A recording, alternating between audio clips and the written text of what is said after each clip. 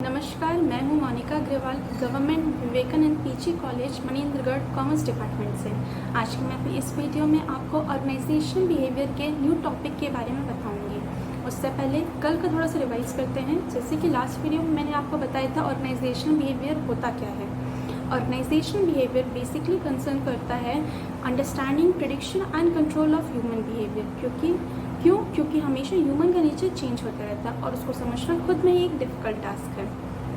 तो एम्प्लॉयर एक negative expect को, नेगेटिव सर्कमस्टांसेस को कैसे पॉजिटिव में कन्वर्ट करे, ये ऑर्गेनाइजेशनल बिहेवियर में बेसिकली स्टडी की जाती है। तो चलिए अब आज का न्यू टॉपिक जो है हमारा वो है फैक्टर्स इन्फ्लुएंसिंग ऑर्गेनाइजेशनल बिहेवियर। तो मैं आपको पहले कुछ दिखाती हूँ।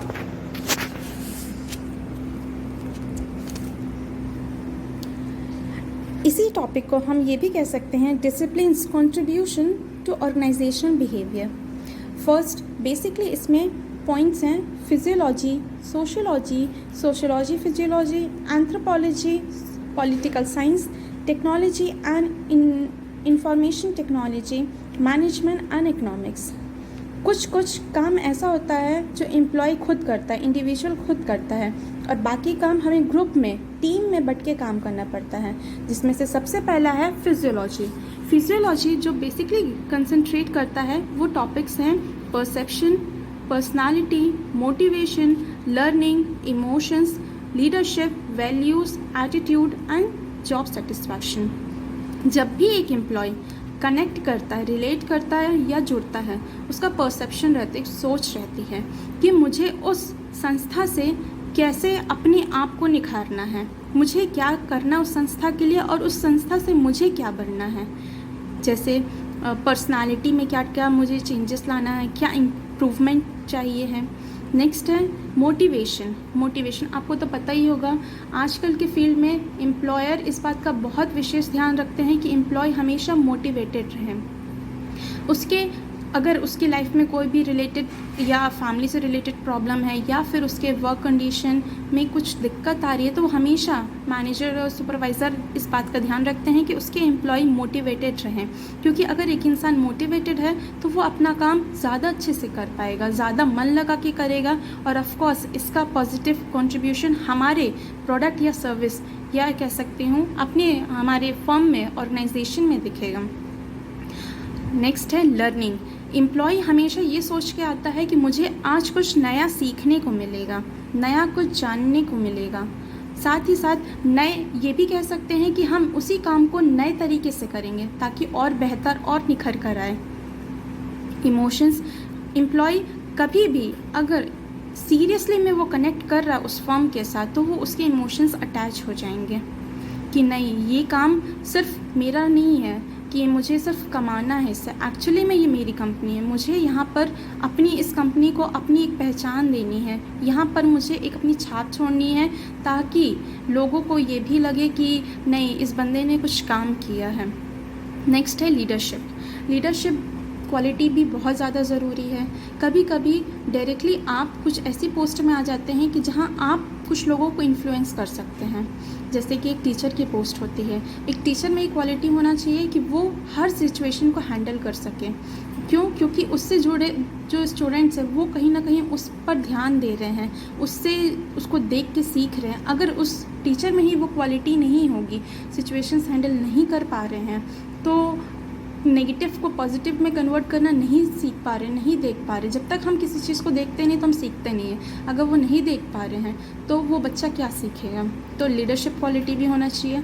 वैल्यूज़, एटीट्यूड, जॉब सेटिस्फैक्शन, हमेशा एम्प्लॉय पॉजिटिव वैल्यू के साथ वर्क करें, पॉजिटिव सोचे, पॉजिटिव एटीट्यूड रखें, ना कि नेगेटिव एटीट्यूड शो करें। नेगेटिव एटीट्यूड भी दो प्रकार के होते हैं, पॉजिटिव और नेगेटिव। कभी कभी जॉब में एम्प्लॉय पॉजिटिव एटीट्यूड रखता है per employer negative attitude show करता है, डिमोशन कर देता है, पर उससे हमें हताश और निराश नहीं होना चाहिए। क्या हुआ अगर आज सिचुएशन हमारे फेवर में नहीं, पर एक दिन ज़रूर जॉब सेटिस्फैक्शन होना चाहिए कि मैंने अपनी तरफ से 100% लेवल देने की कोशिश की। क्या हुआ आज काम नहीं बना, पर मैं मेहनत करूँगी या करूँगा। तो ये एक एम्प्लॉय की खुद की सोच रहती है। नेक्स्ट है सोशियोलॉजी, ग्रुप डायनेमिक्स। सबसे पहला पॉइंट है ग्रुप डायनेमिक्स। आपको पता है ग्रुप चेंज होते रहते हैं। ज़रूरी नहीं कि आप अगर इस कंपनी में हैं तो इसकी ब्रांच के लोग भी वैसे ही होंगे, वहाँ के ग्रुप के लोग की सोच अलग होगी, काम करने का तरीका अलग होगा। तो आपको हमेशा समय के साथ बदलना चाहिए। नेक्स्ट, टीम में काम करना चाहिए। मी एंड माई सेल्फ, मेरा नहीं करना चाहिए कि मैंने ये काम किया, मेरे कारण ये हुआ, अगर आज मैं नहीं आया तो मेरे पास ऐसा हो गया। हमेशा टीम को लेके काम करें, तभी सफल हो पाएगा, तभी आगे बढ़ पाएगा। क्योंकि आप अगर एक छोटा सा इवेंट का भी एग्जाम्पल लोगे तो आप अकेले उसको उतना अच्छा मैनेज नहीं कर पाओगे जब तक आपके पास एक अच्छी टीम नहीं है। नेक्स्ट है इसी में कम्युनिकेशन स्किल भी बहुत अच्छी होना ज़रूरी है।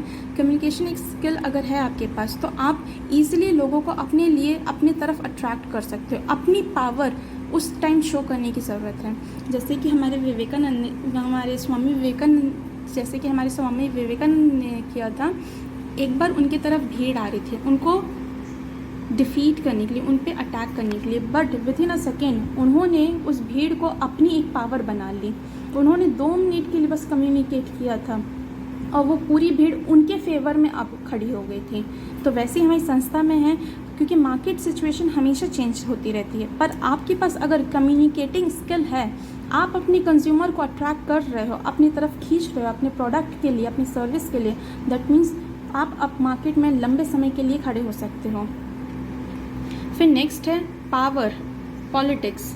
ये सारी चीज़ें भी हमको पता चलती हैं जब हम मार्केट में उतरते हैं कि पावर और पॉलिटिक्स का मतलब क्या होता है। कई बार हम देखते हैं कि हमारे खुद के ही डिपार्टमेंट्स में बहुत ज़्यादा पॉलिटिक्स, पावर चलती रहती हैं, खुद की फर्म में होता रहता है। कभी कभी हमारे मार्केट में दिखता है कि हमारे कुछ राजनेताओं के दबाव के कारण हमारी पॉलिसी चेंज हो जाती है। फिर ग्रुप कॉन्फ्लिक्ट्स, झगड़ा। किस बात का झगड़ा? कि आज हमारे डिपार्टमेंट को, आज हमारी चीज़ को उतना फेवरिज्म नहीं किया गया जितना दूसरे डिपार्टमेंट को फेवरिज्म किया गया। फेवरिज्म किसी भी बेसिक में हो सकता है, पैसे के में या कुछ पूछने में, इम्पोर्टेंस में। Organisational theory, organisational change, organisational design, ये सब भी ग्रुप को डिफाइन करते हैं सोशियोलॉजी के अंदर। नेक्स्ट है social physiology, attitude change, communication, group process, group decision making. लोगों का समय में आप देखे होंगे कि समय के साथ एटीट्यूड चेंज होता है। कभी कभी नेगेटिव पॉजिटिव में कन्वर्ट हो जाता है और कभी कभी पॉजिटिव नेगेटिव में कन्वर्ट हो जाता है। तो एम्प्लॉय ध्यान रखना चाहिए कि हमारा काम को लेके पॉजिटिव ही एटीट्यूड हो। कम्युनिकेशन, जैसे कि मैंने बताया, हर एक जन से इंट्रैक्शन करें, खुद पे खुद गुम ना रहें। ग्रुप प्रोसेस, टीम के साथ चलें, मैं और मेरा ना करें। ग्रुप डिसीजन मेकिंग, अगर एक डिसीजन भी लेना है तो वो अपनी टीम के साथ कंसर्न करे, इससे वो छोटा नहीं हो जाएगा, बल्कि कहीं अगर डिफीट खा रहा होगा तो ग्रुप डिसीजन के कारण उसको वो बेनिफिट मिल जाएगा। नेक्स्ट है anthropology, cross culture, comparative values, attitude, organisation culture, organisation environment. ये इसके कुछ पॉइंट्स हैं।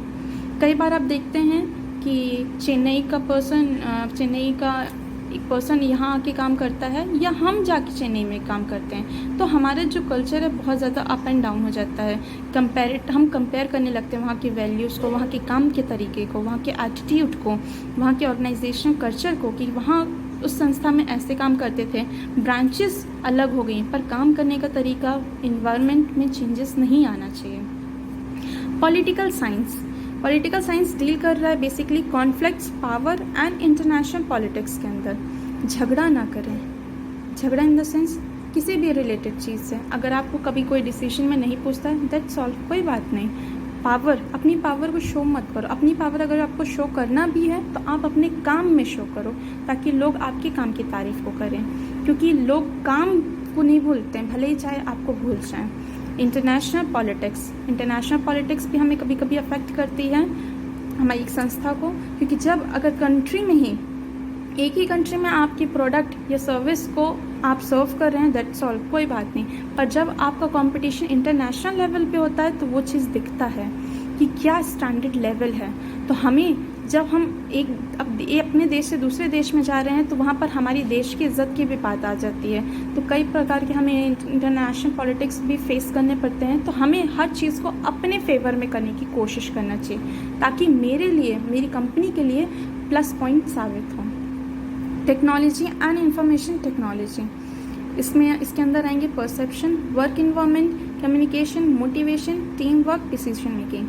कभी भी टेक्नोलॉजी की अगर मैं रिलेट करूँगी बात को तो आप देखेंगे कि हर वक्त के साथ टेक्नोलॉजी चेंज हो रही है।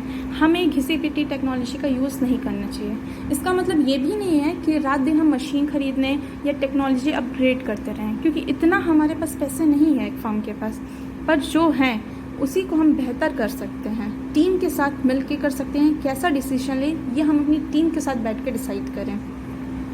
इसी में नेक्स्ट है management, behaviour requirement of strategies, manage the behaviour towards strategic requirements.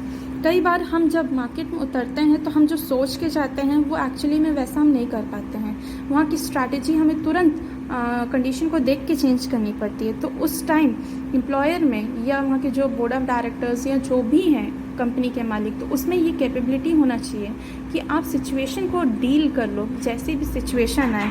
Next है economics, motivation, decision making, learning. हमेशा आपको मोटिवेटेड रहना चाहिए, डिसीजन बनाने की क्षमता होना चाहिए, लर्निंग करने की क्षमता होना चाहिए।